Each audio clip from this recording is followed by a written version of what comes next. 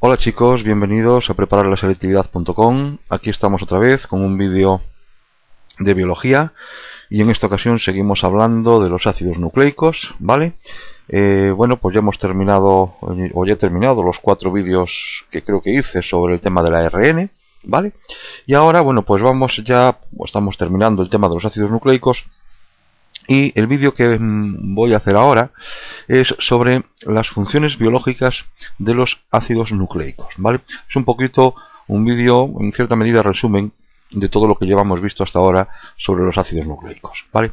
Bien, a ver si entonces el objetivo de este vídeo es que entendáis cuáles son las funciones biológicas que desempeñan los ácidos nucleicos en el ser vivo. Bien, pues estas funciones se pueden resumir en dos. Podemos hablar de dos funciones básicas y principales. Por un lado, estaría la capacidad que tienen para almacenar la información genética. Recordar que es en el ADN donde se encuentra toda la información. Información que va a determinar el tipo de proteínas que van a sintetizar las células de ese individuo, de ese ser vivo, ¿de acuerdo?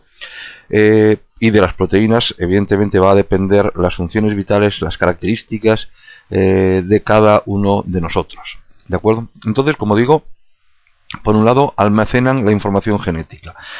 La información genética, como digo, se encuentra localizada en los genes, se encuentra localizada en el ADN y se encuentra localizada o es propia y específica de ese ADN, que viene caracterizado a su vez por un determinado orden y por una determinada secuencia en los nucleótidos que contienen ese ADN.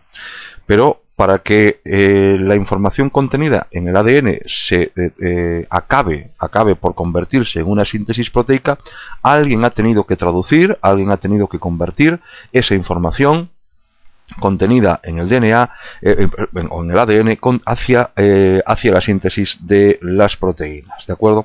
Y, como digo, los pasos para que pueda expresarse la información que está incluida en los genes del ADN es, por un lado, la transcripción.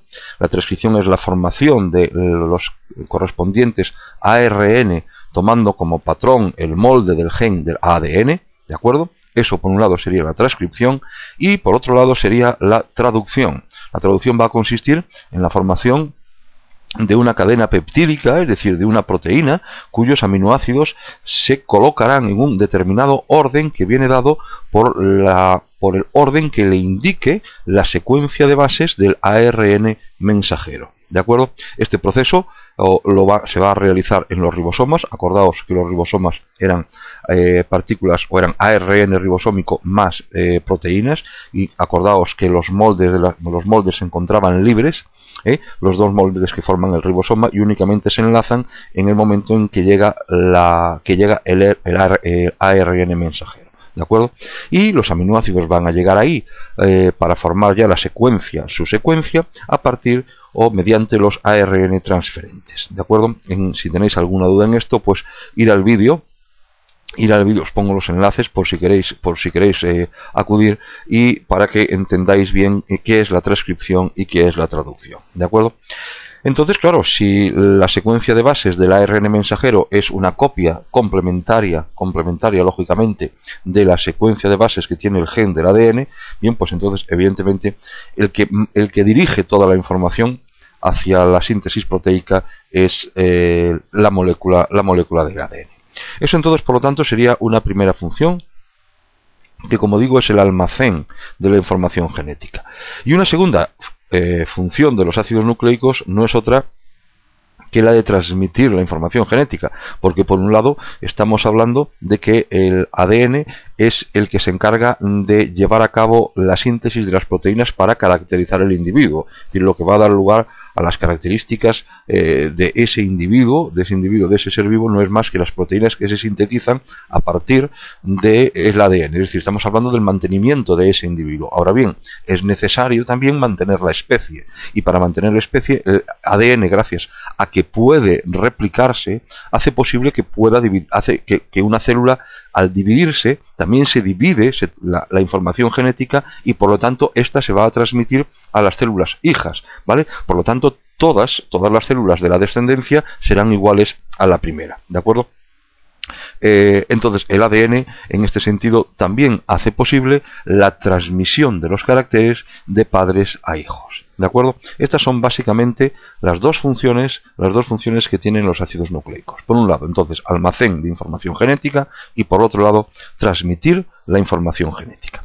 Bien, puedo deciros también que entonces la información genética, resumiendo, si se transmite por un lado, se transmite de ADN a ADN, es decir, de célula madre a célula hija. Y por otro lado también la información se dirige desde el ADN al ARN y del ARN a la síntesis de proteínas, ¿de acuerdo? Fijaos que esta expansión de la información genética, ¿vale? Este flujo de información genética es lo que viene a ser el dogma central de la biología molecular y que fue propuesto en el año 1970 por el doctor Francis Crick, ¿de acuerdo?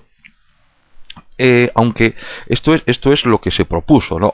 Hoy en día se conocen que hay especies víricas en las cuales el material genético no se encuentra en el ADN, sino que se encuentra en el ARN.